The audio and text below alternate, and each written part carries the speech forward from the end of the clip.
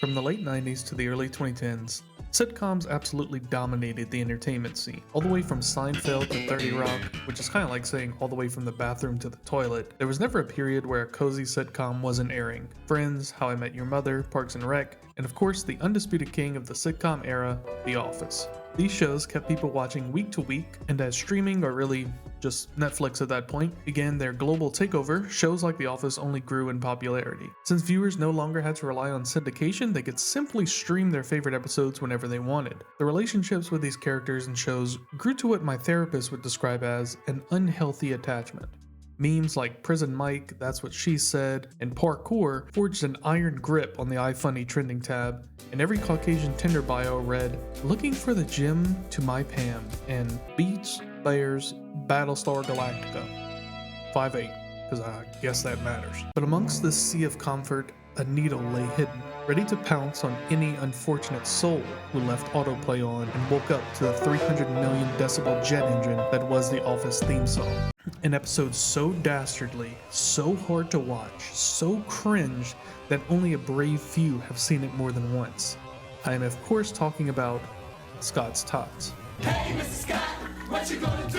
What you gonna do? Make our dreams come true. Oh my God, okay. I remember watching this episode on my first watch through the series and having to skip forward at times just because my body was viscerally reacting to what I was seeing on the screen. Like I actually had my body had a reaction with those two. But going back and watching it now, there's actually a lot more going on in this episode than just the cringe. Memes that still live on today are present here. You could grow the best beard of anyone in this office. Thanks, Dwight.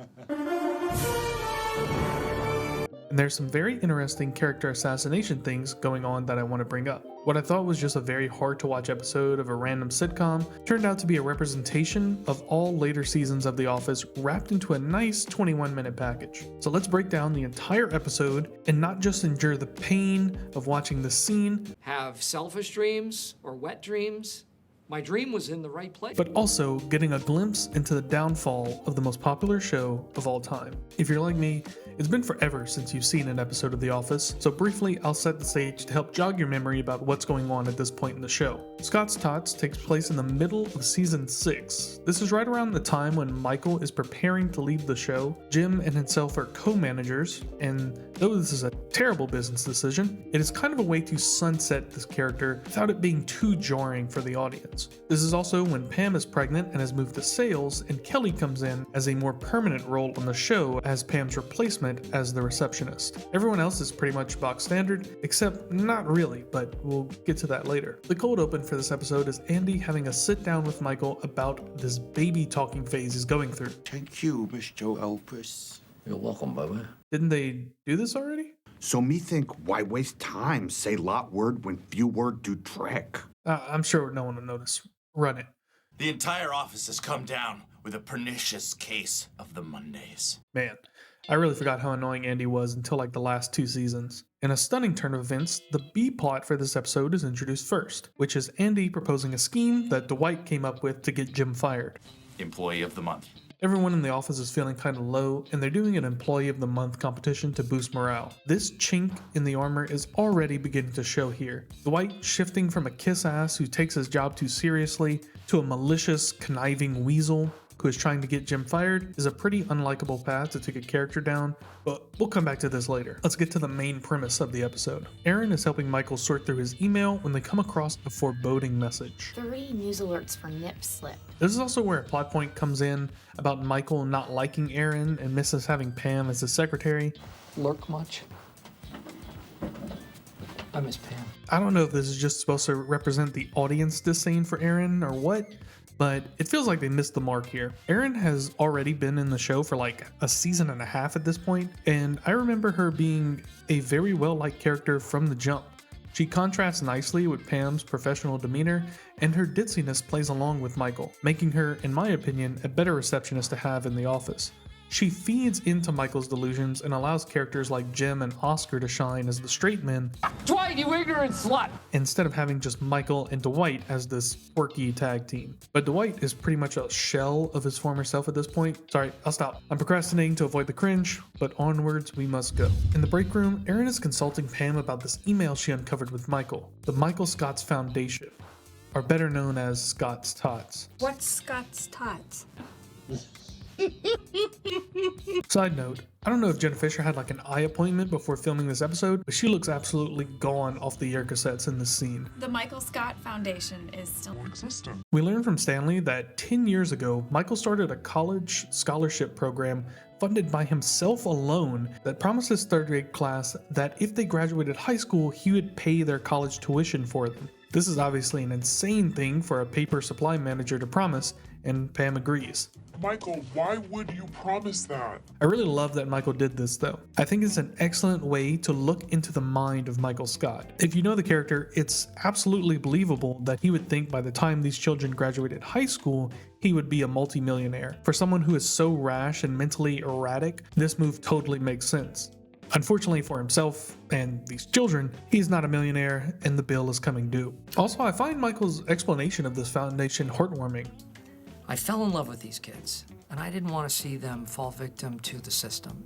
He even kept all their little notes, and we see that he genuinely cared for these children. He kept up with them over the years. 8th grade graduation, she gave a rendition of When the Saints Go Marching In that would blow your freaking mind. And he even remembers all their names. Derek and LaFerve and Ben and Ayanna. And knows when one of them isn't part of the group And I'm sorry, okay.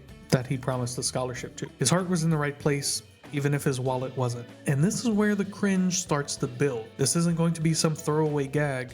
Michael really is going to have to go tell these kids that their dreams are ruined. Pam is kind of playing her old role here. Michael really wants her to accompany him to the school, but out of a desperate need to avoid being anywhere near the situation and the need of making Aaron into a viable character, she refuses. But thank God, before we get into the trenches, we get a brief respite with Jim and Dwight. That laugh is so infectious. It's creeping me out. And scenes like this really make me miss the old Dwight. Here he is plotting and just too aware. Originally, Dwight was always plotting and after Jim, but not in a menacing way, or at least not in a way that would ever work. He was in his own delusional world, and straight characters like Jim knew he wasn't a real threat. I mean, when it came down to it, even Michael knew not to take him seriously, if his delusions weren't benefiting himself. But in this scene, Dwight is the smartest guy in the room, which should almost never be the case, especially when the other guy in the room is Jim. Jim should always be able to see through Dwight's plots and flip them back on Dwight, or at least be aware that something is afoot. Having Dwight outsmarting Jim and having no one but the audience being wise to what is happening just doesn't work. I'm gonna run this by Toby and accounting and have them assemble the data. It shifts the vibes from lovable to threatening and really hurts his character's likability, as well as downgrading Jim at the same time. We still get glimpses of the old Dwight and Jim, but it just goes to show the direction of these characters we're heading in going into later seasons of the show. Okay, enough analysis. Back to the cringe. You can just imagine the stomach twisting knots you would have in this situation.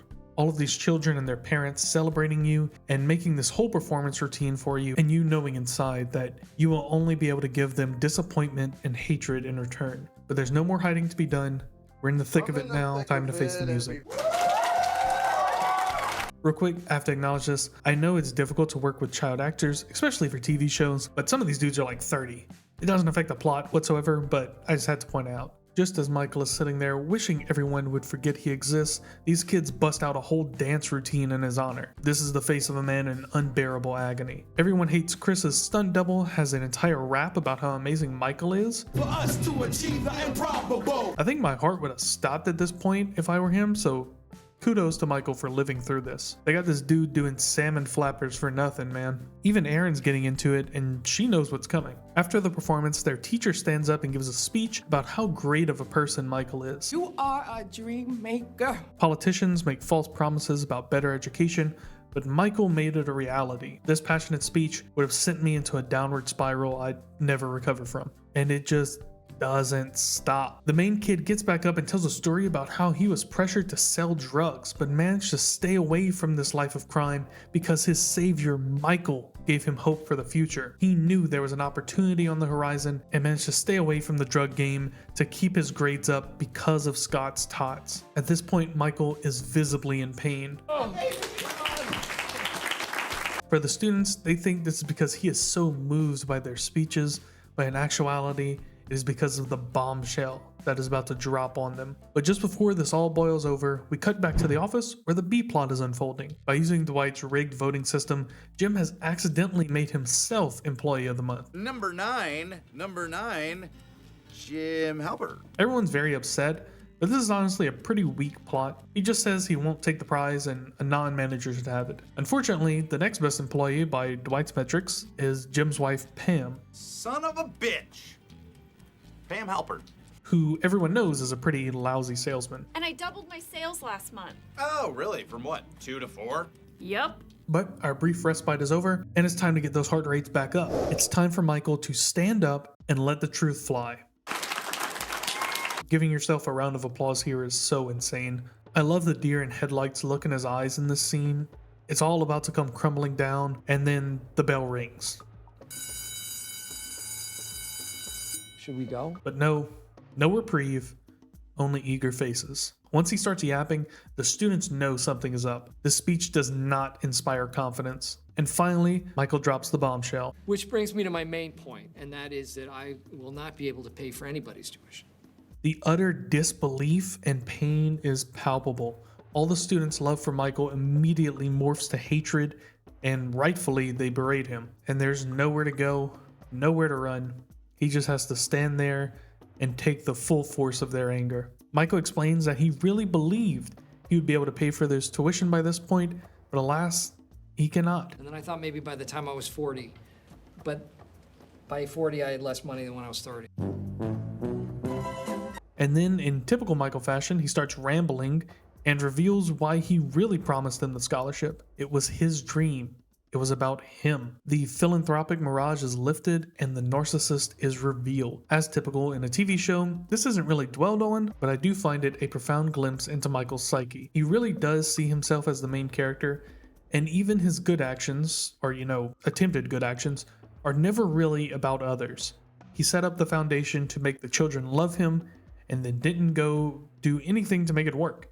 He didn't get a promotion, didn't get a better job, he didn't contribute to the fund whatsoever during the decade that it was running. He just basked in the love these children gave him and ignored the fact that eventually it would all come crashing down. And just when you see sunlight, you think he's going to do something good by at least giving these kids laptops to do their online classes on. You realize the sunlight is actually a fiery meteor coming to destroy the world. He got them laptop batteries. Not even laptop chargers, no.